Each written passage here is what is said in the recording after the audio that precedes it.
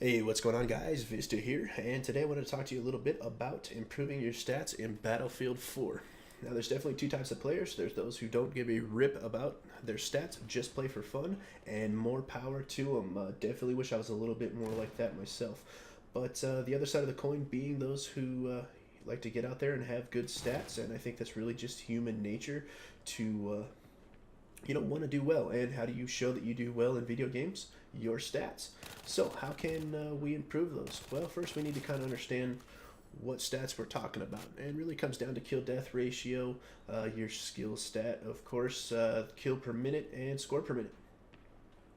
Now the skill stat, you're going to have to read up about that yourself. It is kind of a mixture of your performance on the field. I don't think it's a very good representative. I think they kind of goofed it up here in Battlefield 4, but you can definitely find some threads and read about how that's put together. But don't judge yourself too harshly on that stat. Of course, the big one being kill death ratio, and I think it kind of speaks for itself. Hey, do you get out there and kill more players than you have deaths?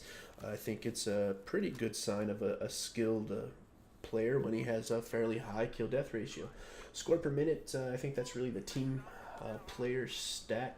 Are you out there capturing objectives, throwing down med kits, setting arm MCOMs, things like that? How are you doing scoring for your team? And I think that's kind of an important one. If you have a high one, you're definitely probably a team player. Kill per minute, that's really going to come down to what mode you're playing, I think, really, as much as it is your skill. Um, if you're on a big, long conquest map driving a tank for 10 minutes before you see somebody, your kill per minute's obviously going to be very, very low.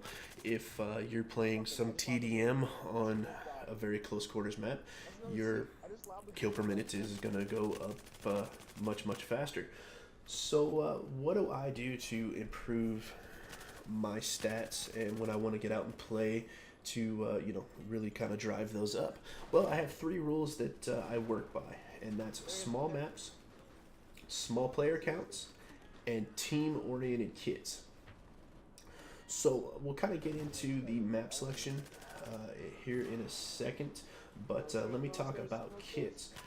Really, the two main ones I would stick with if you're looking for stats would be support and assault, because you have the ammo packs and the med kits. That's going to get you a lot of points, help drive that score per minute up, which will help improve your stats.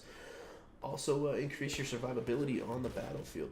Now, of course, recon's not a bad choice. You can be a pretty decent team player and be a recon if you go kind of more of the spec ops route, where you're throwing down tugs and motion balls, getting those spot motion assists for your team, showing them where they're at. You can do some help there. Now, the engineer class, really, if you're following my formula completely, it's not going to be as much use. You can get rocket kills and things like that, but if you're playing mostly infantry only, it's not going to help you, because those kills are going to be selfish. You're not going to get the points for the teams. So anyways, let's take a look at the first two rules with map selection and player count, and we'll talk about the whys. Alright guys, so let's talk about the first two rules. Small maps, small player count. And why? Well, right now we're looking at a domination map on Siege of Shanghai, and it's a pretty good illustration. What do you see?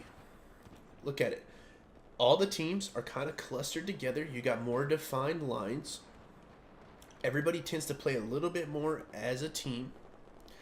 And because of that, you're able to do better with your stats. Think about it. When you play 64 player, and I'll show that here in a moment, we'll try to go to the same map with 64 players on it and see what it looks like.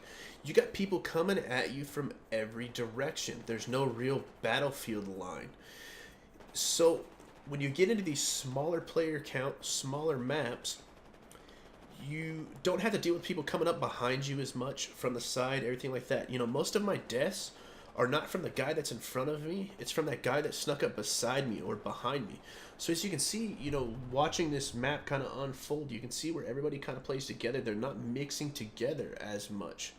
So let's take a look at a 64-man server real quick. Okay guys, so now we're looking at a 64-man domination. Similar map size to the 30-man that we were just looking at. but with a lot more players on it. And look how mixed up everybody is. People are getting shot from every different location you could possibly can. They're sneaking up behind.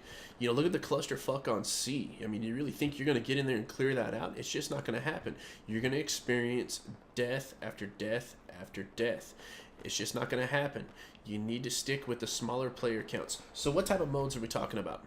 I would definitely, if you want to see an improved stats, stick with domination and squad deathmatch. And I can hear a few of you out there, but Vista, what about team deathmatch? Well, team deathmatch isn't as team oriented. If you stick with something like domination, you get the extra points of capturing objectives, and basically you have a direction to kind of point everybody. You get into TDM, everybody gets mixed up. There's no real objective to push, so the team isn't pushing all in one direction. If you guys get down like this team has A and B now, they're going to be pushing for C. Everybody's kind of flowing the same direction. That's where you get those battle lines drawn that kind of let you take advantage of not being shot in the back. So let's go back and look at another small map. Okay, so now that we've put that clusterfuck of a 64-man server behind us, take a look at it with kind of those eyes now. We're looking at a squad deathmatch, rogue transmission. As you can see, the teams are kind of huddled up together. You can basically, as a team, go in as just a squad, really, and clear out a location. You can see that the blue team there has cleared out that building.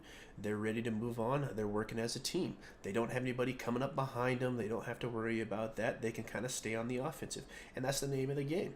So if you really want to improve your stats, stick with that formula. Pick small maps, domination, squad deathmatch. Stay away from team deathmatch, conquest, rush, all those other ones. Those are just going to drive your kill death ratio up. So squad deathmatch, domination, small player counts. So what type of player counts do we want to talk about? Really small games, 4v4, can be a ton of fun. And if you have very good gunfighting skills, you will do extremely well and drive your kill death ratio up. It's not going to be fun to play that all the time, but stick to the small ones. I would say 32 and under. 32 would be really the maximum that I would play if I was looking to do well.